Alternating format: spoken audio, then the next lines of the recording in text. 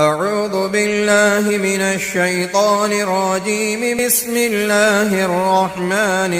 الرحيم.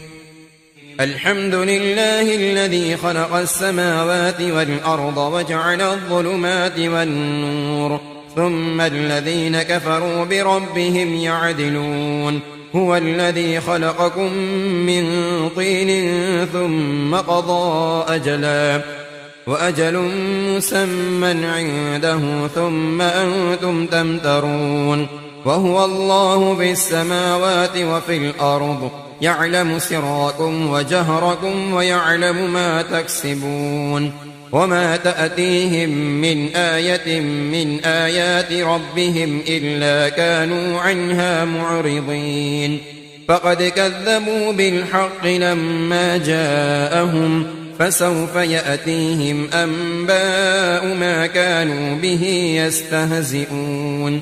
ألم يروا كم أهلكنا من قبلهم من قرن مكناهم في الأرض ما لم نمكن لكم، وأرسلنا السماء عليهم مدرارا، وجعلنا الأنهار تجري من تحتهم فأهلكناهم بذنوبهم، وأنشأنا من بعدهم قرنا آخرين. ولو نزلنا عليك كتابا في قرطاس فلمسوه بأيديهم لقال الذين كفروا إن هذا إلا سحر مبين. وقالوا لولا أنزل عليه ملك، فلو أنزلنا ملكا لقضي الأمر ثم لا ينظرون. ولو جعلناه ملكا لجعلناه رجلا وللبسنا عليهم ما يلبسون. ولقد استهزئ برسل من قبلك فحاق بالذين سخروا منهم ما كانوا به يستهزئون.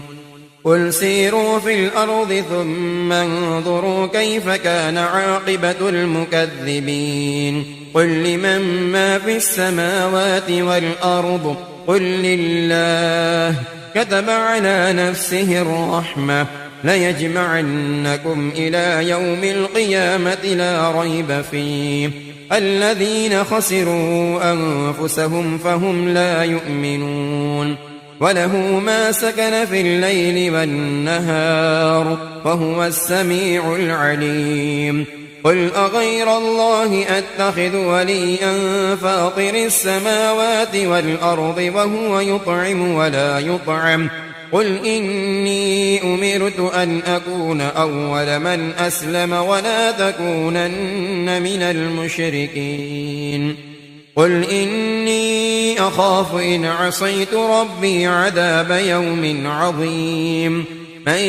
يصرف عنه يومئذ فقد رحمه، وذلك الفوز المبين. وإن يمسسك الله بضر فلا كاشف له إلا هو، وإن يمسسك بخير فهو على كل شيء قدير. وهو القاهر فوق عباده وهو الحكيم الخبير. قل أي شيء أكبر شهادة؟ قل الله شهيد بيني وبينكم. وأوحي إلي هذا القرآن لأنذركم به ومن بلغ. أئنكم لتشهدون أن مع الله آلهة أخرى؟ قل لا أشهد. قل إنما هو إله واحد وإنني بريء مما تشركون.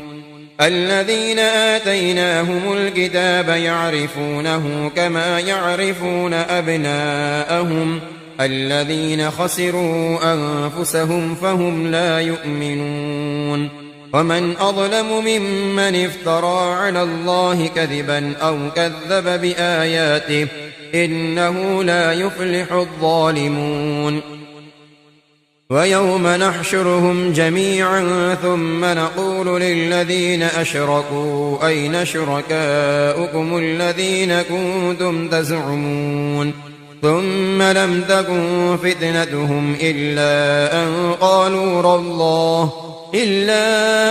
قالوا والله ربنا ما كنا مشركين. انظر كيف كذبوا على أنفسهم وضل عنهم ما كانوا يفترون. ومنهم من يستمع إليك وجعلنا على قلوبهم أكنة أن يفقهوه وفي آذانهم وقرا وإن يروا كل آية لا يؤمنوا بها حتى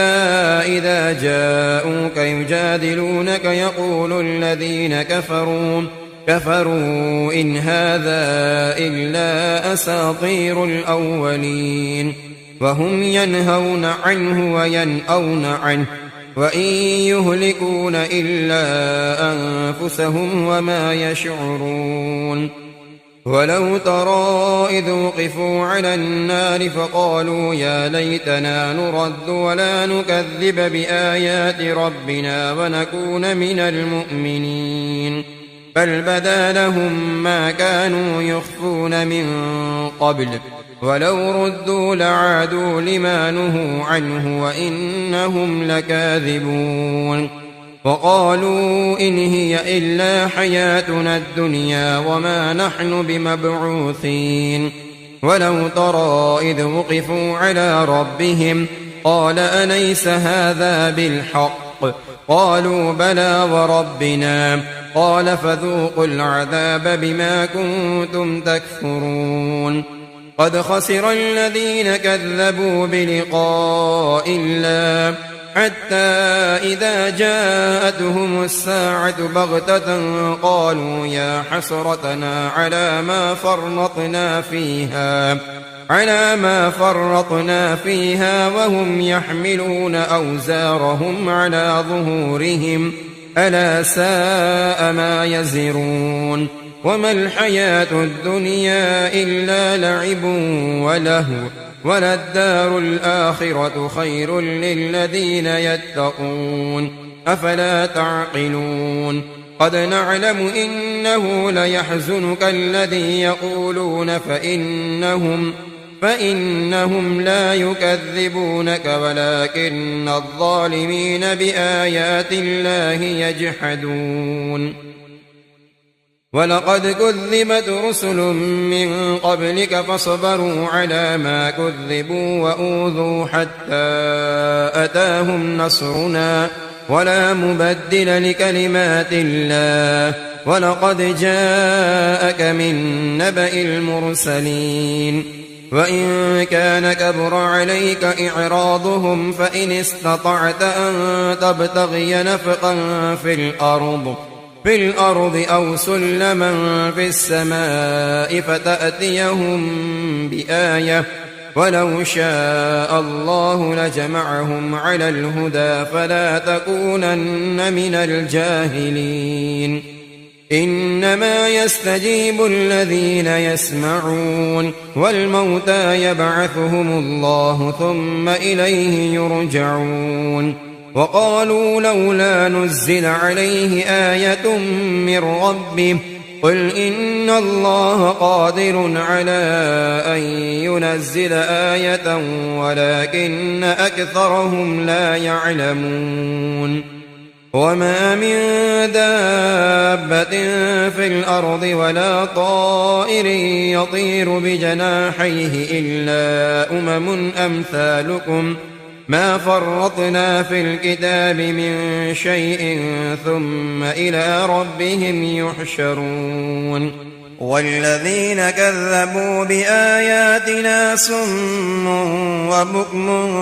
في الظلمات من يشاء الله يضلله ومن يشاء يجعله على صراط مستقيم. قل أرأيتكم إن أتاكم عذاب الله أو أتتكم الساعة أغير الله تدعون إن كنتم صادقين بل إياه تدعون فيكشف ما تدعون إليه إن شاء وتنسون ما تشركون. ولقد أرسلنا إلى من قبلك فأخذناهم بالبأساء والضراء لعلهم يتضرعون فلولا إذ جاءهم بأسنا تضرعوا ولكن قست قلوبهم وزين لهم الشيطان ما كانوا يعملون فلما نسوا ما ذكروا به فتحنا عليهم أبواب كل شيء حتى إذا فرحوا بما أوتوا أخذناهم بغتة فإذا هم مبلسون فقطع دابر القوم الذين ظلموا والحمد لله رب العالمين قل أرأيتم إن أخذ الله سمعكم وأبصاركم وختم على قلوبكم من إله غير الله يأتيكم به انظر كيف نصرف الآيات ثم هم يصدفون قل أرأيتكم إن أتاكم عذاب الله بغتة أو جهرة هل يهلك إلا القوم الظالمون وما نرسل المرسلين إلا مبشرين ومنذرين فمن آمن وأصلح فلا خوف عليهم ولا هم يحزنون والذين كذبوا بآياتنا يمسهم العذاب بما كانوا يفسقون قل لا أقول لكم عندي خزائن الله ولا أعلم الغيب ولا أقول لكم إني ملك إن أتبع إلا ما يوحى إلي قل هل يستوي الأعمى والبصير أفلا تتفكرون وأنذر به الذين يخافون أن يحشروا إلى ربهم ليس لهم من دونه ولي ولا شفيع لعلهم يتقون ولا تطرد الذين يدعون ربهم بالغداة والعشي يريدون وجهه ما عليك من حسابهم من شيء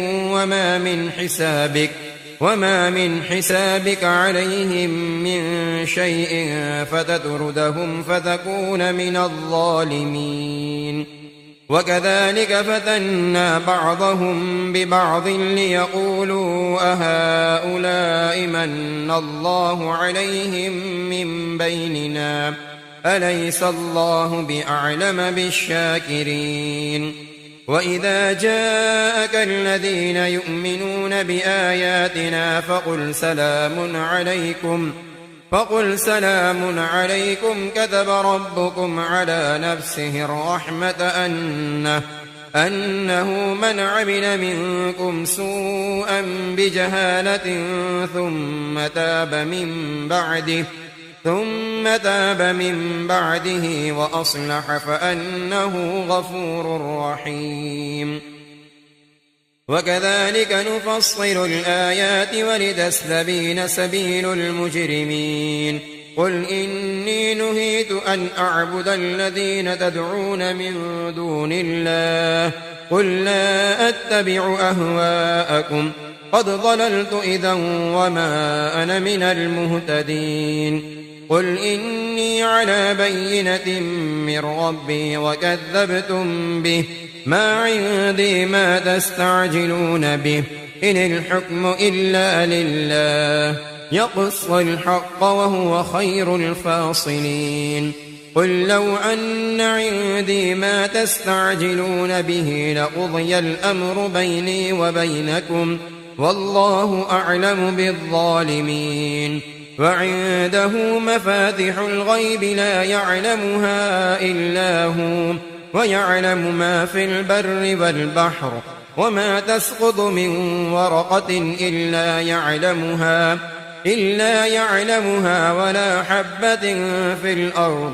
ولا حبة في ظلمات الأرض ولا رطب ولا يابس إلا في كتاب مبين وهو الذي يتوفاكم بالليل ويعلم ما جرحتم بالنهار ثم يبعثكم فيه ليقضى أجل مسمى ثم إليه مرجعكم ثم ينبئكم بما كنتم تعملون وهو القاهر فوق عباده ويرسل عليكم حفظة حتى إذا جاء أحدكم الموت توفته رسلنا وهم لا يفرطون ثم ردوا إلى الله مولاهم الحق ألا له الحكم وهو أسرع الحاسبين قل من ينجيكم من ظلمات البر والبحر تدعونه تضرعا وخفية لئن أنجانا من هذه لنكونن من الشاكرين قل الله ينجيكم منها ومن كل كرب ثم أنتم تشركون قل هو القادر على أن يبعث عليكم عذابا من فوقكم أو من تحت أرجلكم أو يلبسكم شيعا ويذيق بعضكم بأس بعض انظر كيف نصرف الآيات لعلهم يفقهون وكذب به قومك وهو الحق قل لست عليكم بوكيل لكل نبأ مستقر وسوف تعلمون وإذا رأيت الذين يخوضون في آياتنا فأعرض عنهم حتى يخوضوا في حديث غيره وإما ينسينك الشيطان فلا تقعد بعد الذكرى مع القوم الظالمين وما على الذين يتقون من حسابهم من شيء ولكن ذكرى لعلهم يتقون وذر الذين اتخذوا دينهم لعبا ولهوا وغرتهم الحياة الدنيا وذكر به أن تبسل نفس بما كسبت ليس لها من دون الله ولي ولا شفيع وإن تعدل كل عدل لا يؤخذ منها أولئك الذين أبسلوا بما كسبوا لهم شراب من حميم وعذاب أليم بما كانوا يكفرون قل أندعو من دون الله ما لا ينفعنا ولا يضرنا ونرد على أعقابنا بعد إذ هدانا الله كالذي استهوته الشياطين في الأرض حيران له أصحاب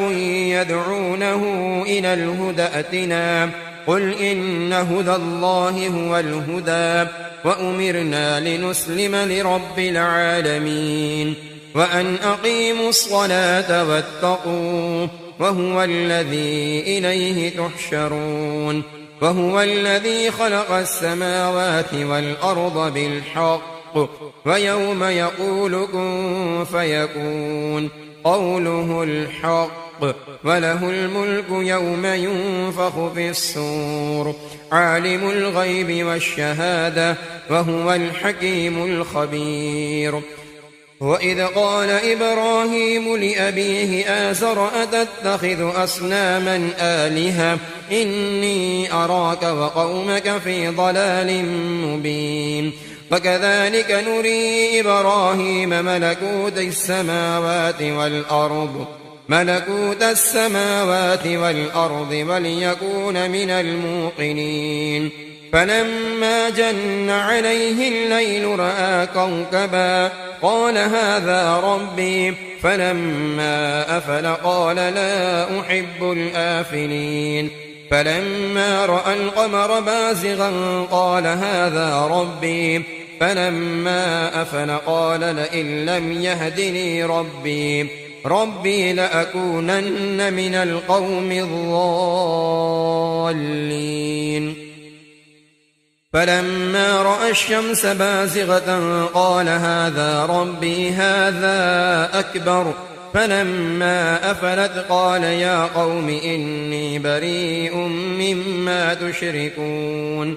إني وجهت وجهي للذي فطر السماوات والأرض حنيفا وما أنا من المشركين وحاجه قومه قال أتحاجوني في الله وقد هدان ولا أخاف ما تشركون به إلا أن يشاء ربي شيئا وسع ربي كل شيء علما أفلا تتذكرون وكيف أخاف ما أشركتم ولا تخافون أنكم أشركتم بالله ما لم ينزل به عليكم سلطانا فأي الفريقين أحق بالأمن إن كنتم تعلمون الذين آمنوا ولم يلبسوا إيمانهم بظلم أولئك لهم الأمن وهم مهتدون وتلك حجتنا آتيناها إبراهيم على قومه نرفع درجات من نشاء إن ربك حكيم عليم ووهبنا له إسحاق ويعقوب كلا هدينا ونوحا هدينا من قبل ومن ذريته داود وسليمان وأيوب ويوسف وموسى وهارون وكذلك نجزي المحسنين وزكريا ويحيى وعيسى وإلياس كل من الصالحين وإسماعيل واليسع ويونس ولوطا وكلا فضلنا على العالمين ومن آبائهم وذرياتهم وإخوانهم واجتبيناهم وهديناهم إلى صراط مستقيم ذلك هدى الله يهدي به من يشاء من عباده ولو أشركوا لحبط عنهم ما كانوا يعملون أولئك الذين آتيناهم الكتاب والحكم والنبوة فإن يكفر بها هؤلاء فقد وكلنا بها قوما ليسوا بها بكافرين أولئك الذين هدى الله فبهداه مقتده قل لا أسألكم عليه أجرا إن هو إلا ذكرى للعالمين وما قدروا الله حق قدره إذ قالوا ما أنزل الله على بشر من شيء قل من أنزل الكتاب الذي جاء به موسى نورا وهدى للناس تجعلونه قراطيس تبدونها وتخفون كثيرا وعلمتم ما لم تعلموا أنتم ولا آباؤكم قل الله ثم ذرهم في خوضهم يلعبون وهذا كتاب أنزلناه مبارك مصدق الذي بين يديه ولتنذر أم القرى ومن حولها والذين يؤمنون بالآخرة يؤمنون به وهم على صلاتهم يحافظون ومن أظلم ممن افترى على الله كذبا أو قال أوحي إلي ولم يوح إليه شيء ومن قال سأنزل مثل ما أنزل الله ولو ترى إذ الظالمون في غمرات الموت والملائكة باسطوا أيديهم أخرجوا أنفسكم اليوم تجزون عذاب الهون بما كنتم تقولون على الله غير الحق وكنتم عن آياته تستكبرون ولقد جئتمونا فرادا كما خلقناكم أول مرة وتركتم ما خولناكم وراء ظهوركم وما نرى معكم شفعاءكم الذين زعمتم أنهم فيكم شركاء لقد تقطع بينكم وضل عنكم ما كنتم تزعمون إن الله فالق الحب والنوى يخرج الحي من الميت ومخرج الميت من الحي ذلكم الله فأنى تؤفكون فالق الإصباح وجعل الليل سكنا والشمس والقمر حسبانا ذلك تقدير العزيز العليم وهو الذي جعل لكم النجوم لتهتدوا بها في ظلمات البر والبحر قد فصلنا الآيات لقوم يعلمون وهو الذي أنشأكم من نفس واحدة فمستقر ومستودع قد فصلنا الآيات لقوم يفقهون وهو الذي أنزل من السماء ماء فأخرجنا به نبات كل شيء فأخرجنا منه خضرا نخرج منه حبا متراكبا ومن النخل من طلعها قنوان دانية وجنات من أعناب والزيتون والرمان مشتبها وغير متشابه انظروا إلى ثمره إذا أثمر وينعه إن في ذلكم لآيات لقوم يؤمنون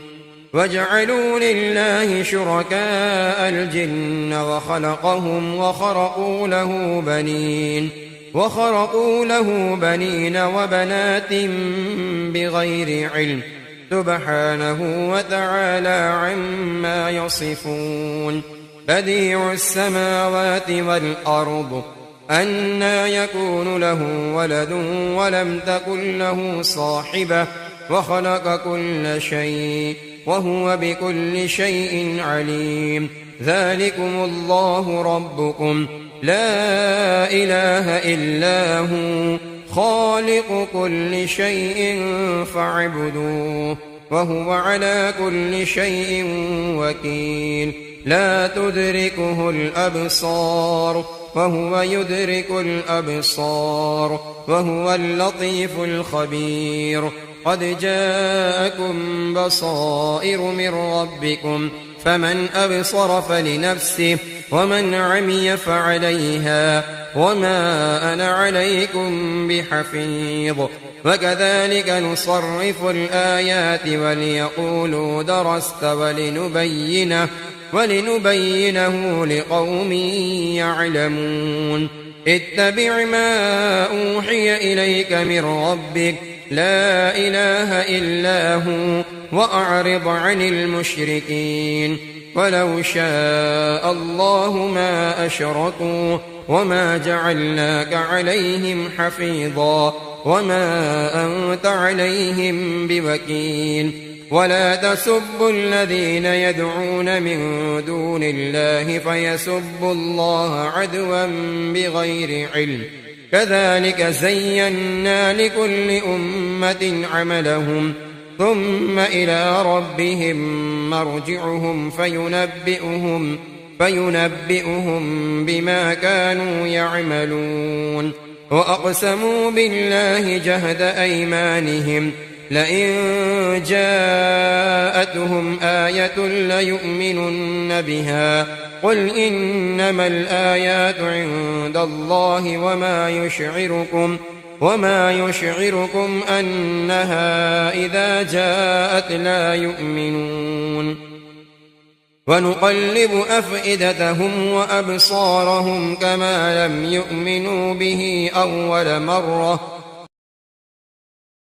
أول مرة ونذرهم في طغيانهم يعمهون. ولو أننا نزلنا إليهم الملائكة وكلمهم الموتى وحشرنا عليهم كل شيء قبلا ما كانوا ليؤمنوا إلا أن يشاء الله ولكن أكثرهم يجهلون. فكذلك جعلنا لكل نبي عدوا شياطين الإنس والجن يوحي بعضهم إلى بعض زخرف القول غرورا ولو شاء ربك ما فعلوه فذرهم وما يفترون. ولتصغى إليه أفئدة الذين لا يؤمنون بالآخرة وليرضوه وليقترفوا ما هم مقترفون.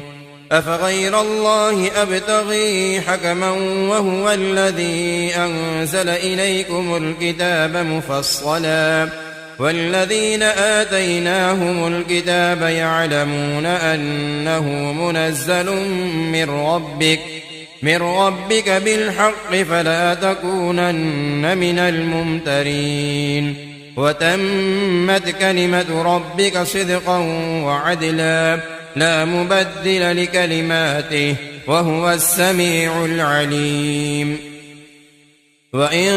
تطع أكثر من في الأرض يضلوك عن سبيل الله إن يتبعون إلا الظن وإن هم إلا يخرسون. إن ربك هو أعلم من يضل عن سبيله وهو أعلم بالمهتدين. فكلوا مما ذكر اسم الله عليه إن كنتم بآياته مؤمنين. وما لكم ألا تأكلوا مما ذكر اسم الله عليه وقد فصل لكم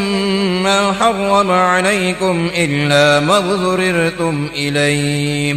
وإن كثيرا ليضلون بأهوائهم بغير علم إن ربك هو أعلم بالمعتدين. وذروا ظاهر الإثم وباطنه إن الذين يكسبون الإثم سيجزون بما كانوا يقترفون. ولا تأكلوا مما لم يذكر اسم الله عليه وإنه لفسق وإن الشياطين ليوحون إلى أوليائهم ليجادلوكم وإن أطعتموهم إنكم لمشركون. أومن كان ميتا فأحييناه وجعلنا له نورا يمشي به في الناس كمن مثله في الظلمات ليس بخارج منها كذلك زين للكافرين ما كانوا يعملون. وكذلك جعلنا في كل قرية أكابر مجرميها ليمكروا فيها وما يمكرون إلا بأنفسهم وما يشعرون. وإذا جاءتهم آية قالوا لن نؤمن حتى نؤتى مثل ما أوتي رسل الله أعلم حيث يجعل رسالته سيصيب الذين أجرموا صغار عند الله وعذاب شديد بما كانوا يمكرون. فمن يرد الله أن يهديه يشرح صدره للإسلام ومن يرد أن يضله يجعل صدره ضيقا حرجا كأنما يصعد في السماء كذلك يجعل الله الرجس على الذين لا يؤمنون. وهذا صراط ربك مستقيما قد فصلنا الآيات لقوم يذكرون لهم دار السلام عند ربهم وهو وليهم بما كانوا يعملون ويوم يحشرهم جميعا يا معشر الجن قد استكثرتم من الإنس وقال أولياؤهم من الإنس ربنا استمتع بعضنا ببعض وبلغنا أجلنا الذي أجلت لنا قال النار مثواكم خالدين فيها إلا ما شاء الله إن ربك حكيم عليم وكذلك نولي بعض الظالمين بعضا بما كانوا يكسبون يا معشر الجن والإنس ألم يأتكم رسل منكم يقصون عليكم آياتي وينذرونكم لقاء يومكم هذا قالوا شهدنا على أنفسنا وغرتهم الحياة الدنيا وشهدوا على أنفسهم أنهم كانوا كافرين ذلك أن لم يكن ربك مهلك القرى بظلم وأهلها غافلون ولكل درجات مما عملوا وما ربك بغافل عما يعملون وربك الغني ذو الرحمة إن يشأ يذهبكم ويستخلف من بعدكم ما يشاء كما أنشأكم من ذرية قوم آخرين إنما توعدون لآت وما أنتم بمعجزين قل يا قوم اعملوا على مكانتكم إني عامل فسوف تعلمون من تكون له عاقبة الدار إنه لا يفلح الظالمون وجعلوا لله مما ذرأ من الحرث والأنعام نصيبا فقالوا هذا لله بزعمهم وهذا لشركائنا فما كان لشركائهم فلا يصل إلى الله وما كان لله فهو يصل إلى شركائهم ساء ما يحكمون وكذلك زين لكثير من المشركين قتل أولادهم شركاؤهم ليردوهم وليلبسوا عليهم دينهم ولو شاء الله ما فعلوه فذرهم وما يفترون وقالوا هذه أنعام وحرث حجر لا يطعمها إلا من نشاء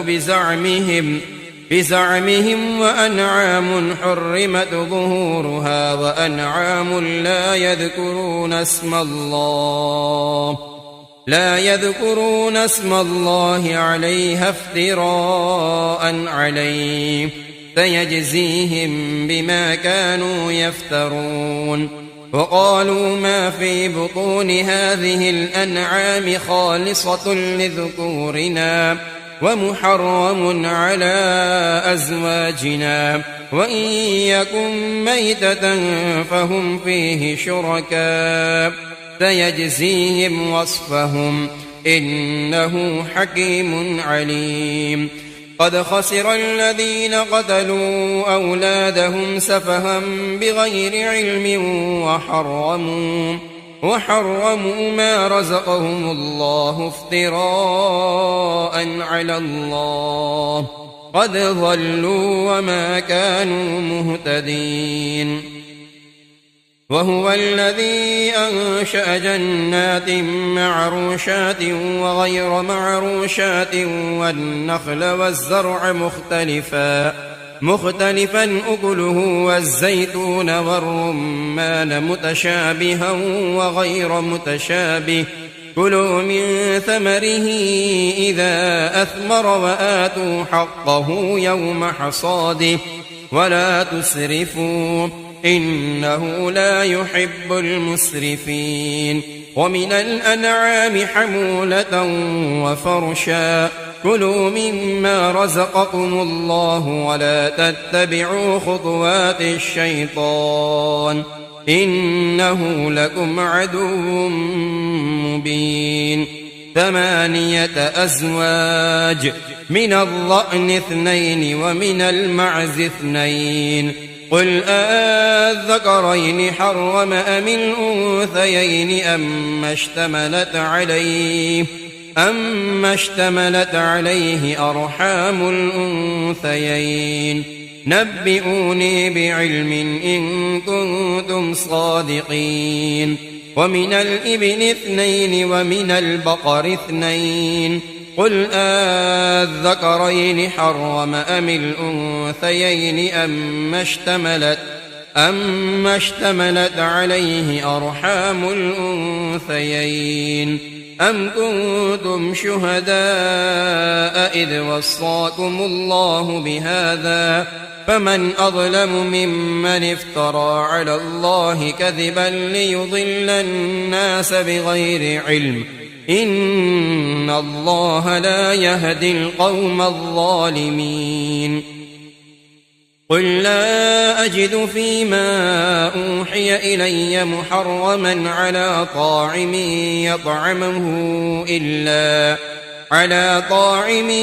يطعمه إلا أن يكون ميتة أو دما مسفوحا أو لحم خنزير فإنه رجس أو فسقا أهل لغير الله به فمن اضطر غير باغ ولا عاد فإن ربك غفور رحيم وعلى الذين هادوا حرمنا كل ذي ظفر ومن البقر والغنم حرمنا عليهم شحومهما إلا ما حملت ظهورهما أو الحوايا أو ما اختلط بعظم ذلك جزيناهم ببغيهم وإنا لصادقون فإن كذبوك فقل ربكم ذو رحمة واسعة ولا يرد بأسه عن القوم المجرمين فيقول الذين أشركوا لو شاء الله ما أشركنا ولا آباؤنا ولا حرمنا من شيء كذلك كذب الذين من قبلهم حتى ذاقوا بأسنا قل هل عندكم من علم فتخرجوه لنا إن تتبعون إلا الظن وإن أنتم إلا تخرصون قل فلله الحجة البالغة فلو شاء لهداكم أجمعين قل هلم شهداءكم الذين يشهدون أن الله حرم هذا فإن شهدوا فلا تشهد معهم ولا تتبع أهواء الذين كذبوا بآياتنا والذين لا يؤمنون بالآخرة وهم بربهم يعدلون قل تعالوا أتل ما حرم ربكم عليكم ألا تشركوا به شيئا وبالوالدين إحسانا ولا تقتلوا أولادكم من إملاق نحن نرزقكم وإياهم ولا تقربوا الفواحش ما ظهر منها وما بطن ولا تقتلوا النفس التي حرم الله إلا بالحق ذلكم وصاكم به لعلكم تعقلون ولا تقربوا مال اليتيم إلا بالتي هي أحسن حتى يبلغ أشده وأوفوا الكيل والميزان بالقسط لا نكلف نفسا إلا وسعها وإذا قلتم فاعدلوا ولو كان ذا قربى وبعهد الله أوفوا ذلكم وصاكم به لعلكم تذكرون وأن هذا صراطي مستقيما فاتبعوه ولا تتبعوا السبل فتفرق بكم عن سبيله ذلكم وصاكم به لعلكم تتقون ثم آتينا موسى الكتاب تماما على الذي أحسن وتفصيلا لكل شيء وهدى ورحمة لعلهم بلقاء ربهم يؤمنون وهذا كتاب أنزلناه مبارك فاتبعوه واتقوا لعلكم ترحمون أن تقولوا إنما أنزل الكتاب على طائفتين من قبلنا وإن كنا عن دراستهم لغافلين أو تقولوا لو أنا أنزل علينا الكتاب لكنا أهدى منهم فقد جاءكم بينة من ربكم وهدى ورحمة فمن أظلم ممن كذب بآيات الله وصدف عنها سنجزي الذين يصدفون عن آياتنا سوء العذاب بما كانوا يصدفون هل ينظرون إلا أن تأتيهم الملائكة أو يأتي ربك أو يأتي بعض آيات ربك يوم يأتي بعض آيات ربك لا ينفع نفسا إيمانها لم تكن آمنت من قبل أو كسبت في إيمانها خيرا قل انتظروا إنا منتظرون إن الذين فرقوا دينهم وكانوا شيعا لست منهم في شيء إنما أمرهم إلى الله ثم ينبئهم بما كانوا يفعلون من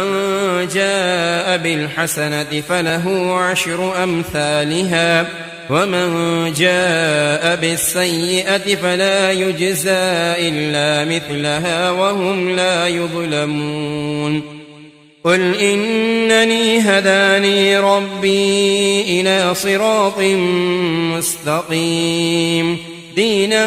قيما ملة إبراهيم حنيفا وما كان من المشركين قل إن صلاتي ونسكي ومحياي ومماتي لله رب العالمين لا شريك له وبذلك أمرت وأنا أول المسلمين قل أغير الله أبغي ربا وهو رب كل شيء ولا تكسب كل نفس إلا عليها ولا تزر وازرة وزر أخرى ثم إلى ربكم مرجعكم فينبئكم بما كنتم فيه تختلفون وهو الذي جعلكم خلائف الأرض ورفع بعضكم فوق بعض درجات ليبلوكم فيما آتاكم إن ربك سريع العقاب وإنه لغفور رحيم صدق الله العظيم.